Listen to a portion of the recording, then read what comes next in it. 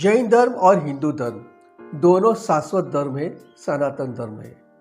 क्यों शाश्वत है, क्यों सनातन है? क्योंकि इन दोनों धर्मों पर कहीं भी किसी भी तरह राहु का प्रभाव नहीं है।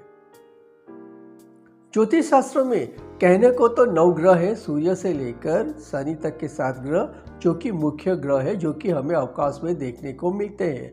बाकी के 2 ग्रह है राहु और केतु, जो कि छाया ग्रह है, वो हमें अवकाश में देखने को नहीं मिलते हैं। वो पृथ्वी के 2 अंतिम बिंदु है, एक ऊपर का एक नीचे का।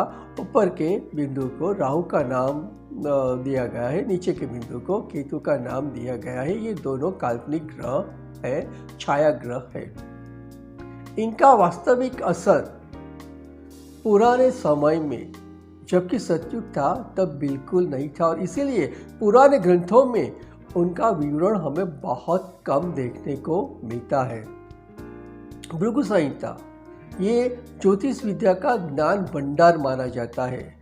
उसके कई ग्रंथ ऐसे हैं जिसमें संसार के किसी भी मानव की कुंडली आपको मिल जाएगी, खुद आपकी भी कुंडली आपको मिल जाएगी, लेकिन उस कुंडली में आपको कहीं भी राहु या केतु नहीं मिलेंगे। वो सिर्फ और सिर्फ 7 ग्रहों की ही कुंडली होगी। जैन धर्म में ये कहा जाता है कि जब भी तीर्थंकर का जन्म होता है तब सारे के सारे ग्रह उच्च के होते हैं। यहाँ पे सारे के सारे ग्रहों का मतलब है सूर्य से लेकर शनि तक के 7 ग्रह। वहाँ भी राहु और केतु को कहीं भी स्थान नहीं दिया गया है। राहु और केतु ये दोनों वास्तविक ग्रह नहीं, छाया ग्रह है। उसमें भी केतु को मोक्ष का कारक माना गया है और उसे बहुत कम महत्व दिया गया है।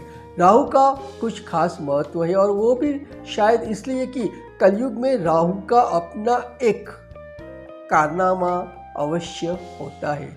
और क्या होता है उसका यह कारनामा? राहु विध्वंसक ग्रह है, राहु तोड़ फोड़ का ग्रह है। राहु परंपराओं को तोड़ने वाला, नई परंपराओं को जोड़ने वाला ग्रह है। वो शनि के साथ मिलकर कट्टरता को बढ़ाता है, वो शुक्र के साथ मिलकर वासना को बढ़ाता है, वो बुध के साथ मिलकर इंसानों में व्यापारीकरण बढ़ा देता है। ये राहु का काम है, ये खंडात्मक है, ये सृजनात्मक बिल्कुल नहीं है। दूसरी ओर हिंदू धर्म और जैन धर्म ये दोनों हमेशा शाश्वत रहे हैं। उन्होंने अपनी परंपरा को हमेशा बनाए रखा है। जो परंपराएं हिंदू धर्म की स्थापना से थी वही आज भी है, जो परंपराएं जैन धर्म की स्थापना से थी वही की वही आज भी है। और जैन धर्म में तो जैन धर्म का बड़े से बड़ा आचार्य भी इन परंपराओं को किसी भी सूरत में, किसी भी हालत में बिल्कुल बदल नहीं सकता है। ये दोनों धर्म कभी कभी तो अंधश्रद्धा सा लगे, यूं अपनी पुरानी परंपराओं को बिल्कुल बिल्कुल बिल्कुल पकड़ के रखे हैं। इन्होंने अपनी परंपराओं को कभी छोड़ा नहीं, क्योंकि उन पे राहु का कभी भी प्रभाव पड़ा नहीं।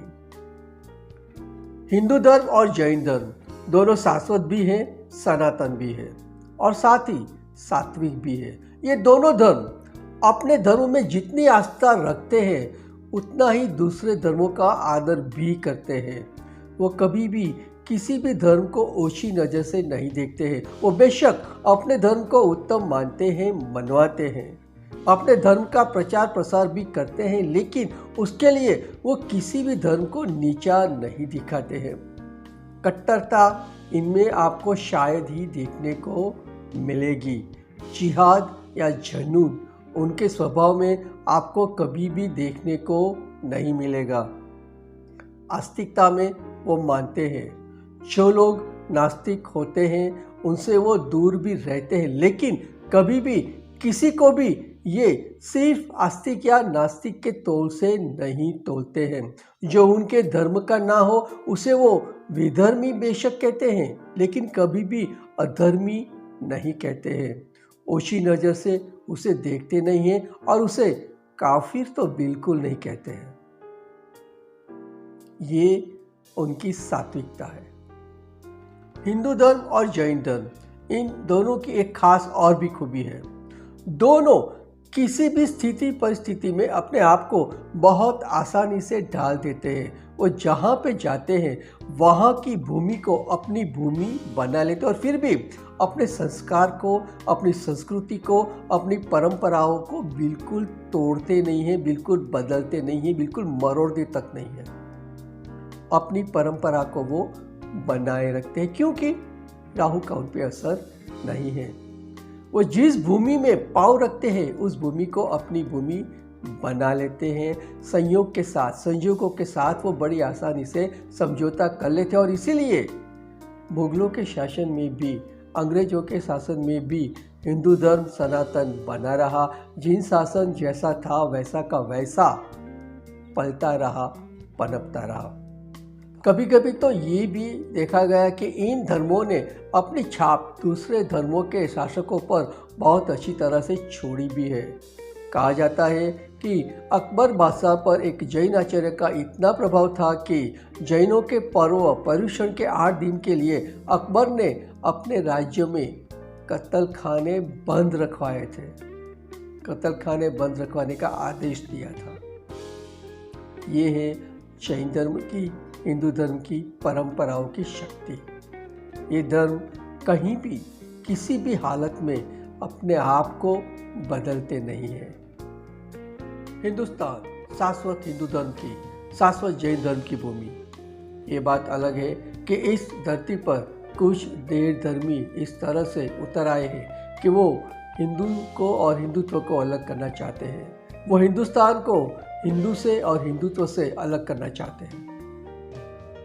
इनका अगर बस चले तो ये कल को कृष्ण को और गीता को, गीता और कृष्ण को भी अलग करके दिखाए। ये लोग मंदिर में पूजा करने का दिखावा तो करते हैं, लेकिन जैसे ही चुनाव के मंच पर चले आते हैं ये हिंदुत्व को गाली देना शुरू कर देते हैं।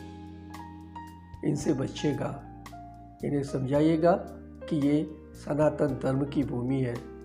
उनके पाँव यहाँ से बहुत जल्द उखड़ने वाले हैं। जय हिंद।